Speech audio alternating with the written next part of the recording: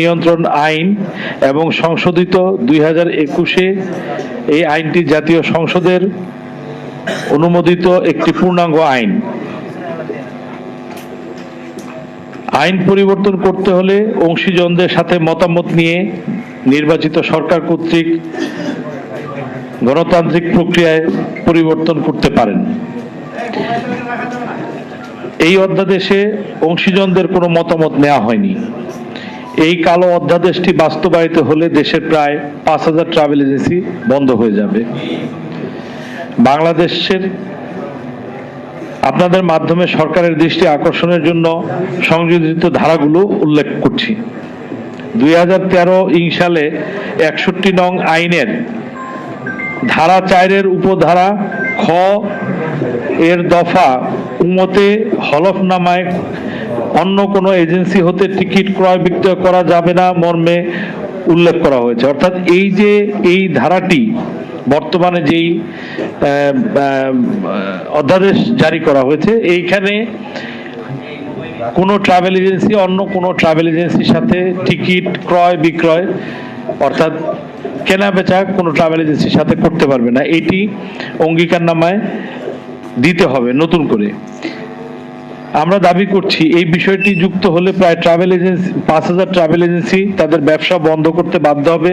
বাংলাদেশের প্রায় 5800 নিবন্ধিত ট্রাভেল এজেন্সি রয়েছে। এর মধ্যে প্রায় 800 ট্রাভেল এজেন্সি আন্তর্জাতিক পরিবহন সংস্থা IATA এর সদস্য। বাকি 5000 ট্রাভেল এজেন্সি IATA এর সদস্য নয় এবং তাদের এয়ারলাইন্সের টিকিট ইস্যু করার সক্ষমতা নেই।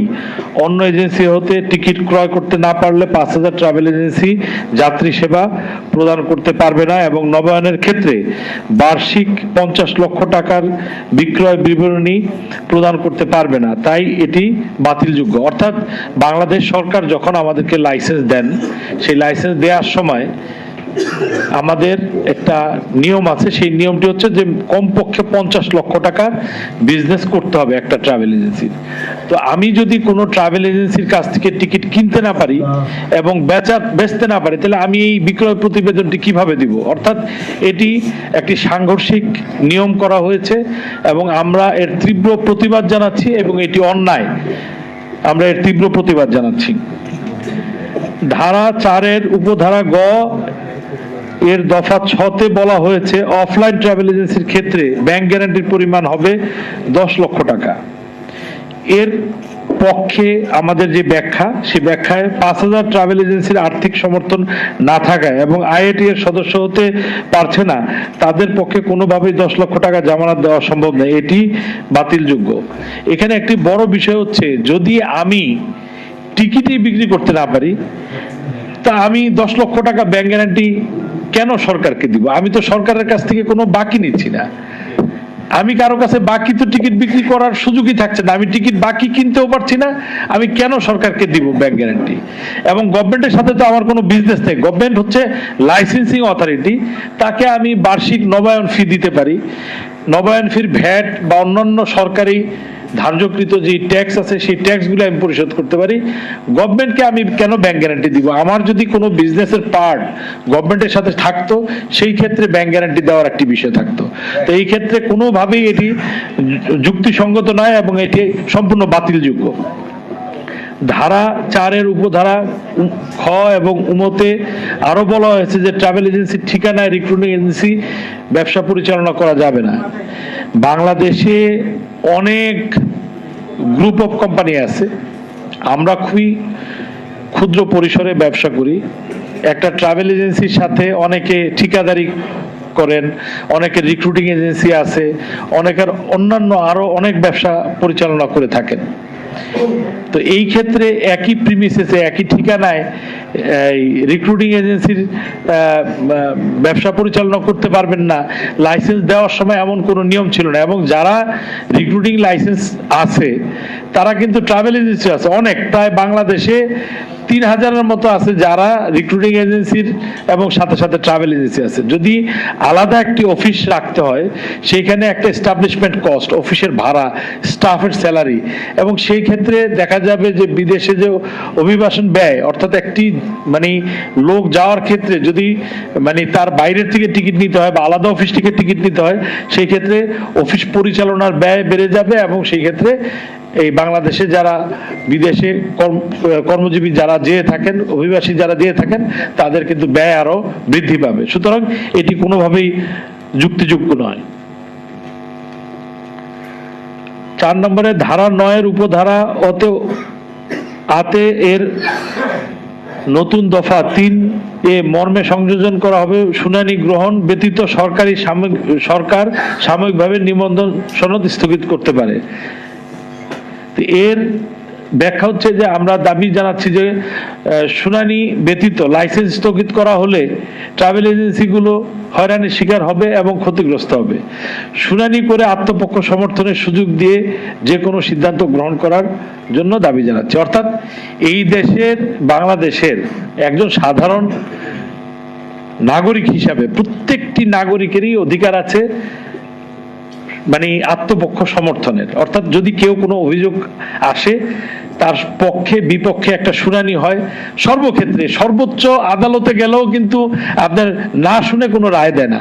সুতরাং এই ক্ষেত্রে এই যে একটি কালো আইন, এবং আমরা বলতে পারি এই যে যেই অধ্যাদেশটি জারি করা হয়েছে এটি স্বৈরাচারী মনোভাব নিয়ে এই অধ্যাদেশ জারি করা হয়েছে। সুতরাং আমরা এর তীব্র প্রতিবাদ এবং নিন্দা জানাই।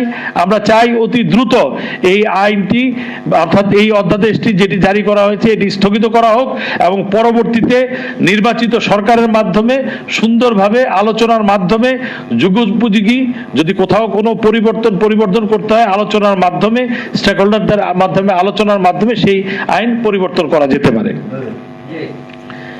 5 নম্বরে বলা হয়েছে ধারা 11 উপধারা 1-এ দণ্ডের বিধান 6 মাসের কারাদণ্ডের স্থলে 1 বছর এবং 3 লক্ষ টাকা জরিমানার স্থলে 10 লক্ষ টাকা প্রতিস্থাপিত হয়েছে। এর পক্ষে আমাদের কিছু ব্যাখ্যা এবং দাবি। পূর্বের আইনটি পূর্ণাঙ্গ এবং যথাযথ দণ্ড ছিল বিধায় পূর্বের যেই 6 মাসের জেল ও 3 লক্ষ টাকা জরিমানার বিধান রাখা হয়েছিল। এখানে উল্লেখ করতে চাই যে ট্রাভেল এজেন্সি নিবন্ধন ও নিয়ন্ত্রণ আইনটি 2013 সালে গেজেট হয়েছে। অদ্যাবধি কোনো ট্রাভেল এজেন্সির জেল কিংবা জরিমানা, আর্থিক কোনো জরিমানা হয়নি। তাতে কি প্রমাণিত হয়?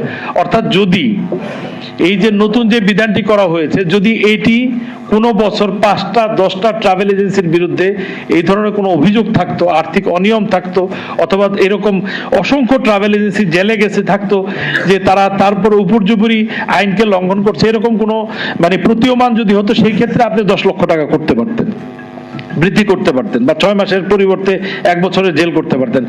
গত 12 বছরে আমরা 12টা কেসও দেখি নেই। অর্থাৎ একদম শূন্য, কোনো ধরনের এই ধরনের কোনো মন্ত্রণালয় থেকে 6 মাসের জেল অথবা 3 লক্ষ টাকা জরিমানা হয়েছে এই ধরনের কোনো প্রমাণ বা এই ধরনের কোনো তথ্য সরকারের কাছে আমরা পাইনি এবং আমাদের কাছে নাই। যদি না থাকে, আপনি যেই আইনে কেউ এখন পর্যন্ত শাস্তি পায় নাই, তা আপনি নতুন করে আরো শাস্তি বাড়াবেন, এই ধরনের কি পরিস্থিতি সৃষ্টি হয়েছে যে আপনি শাস্তি বাড়াবেন? সর্বোপরি আমরা মনে করি যে বাংলাদেশের জনগণ, এই যদি অধ্যাদেশটি জারি করা হয়, বাংলাদেশের জনগণ ক্ষতিগ্রস্ত হবে। এই ট্রেডের সাথে কম বেশি প্রায় 30 লক্ষের উপরে লোক জড়িত আছে এই পেশার সাথে, মানে বিভিন্নভাবে ট্রাভেল এজেন্সি, রিক্রুটিং এজেন্সি এবং তাদের পরিবারের সদস্যরা রয়েছেন। যদি এই ট্রাভেল এজেন্সি, রিক্রুটিং এজেন্সি আর্থিকভাবে ক্ষতিগ্রস্ত হয়, ব্যবসা বাণিজ্য বন্ধ হয়, এর সাথে অসংখ্য লোক, অসংখ্য পরিবার এর সাথে জড়িত রয়েছে। সুতরাং দেশের সার্বিক বিবেচনায় নিয়ে আমি মনে করি যে একটি অনির্বাচিত সরকার অগণতান্ত্রিক পদ্ধতিতে একতরফা কোনোভাবেই এই জাতীয় আইন করতে পারেন না, কোনো অধ্যাদেশ করতে পারেন না।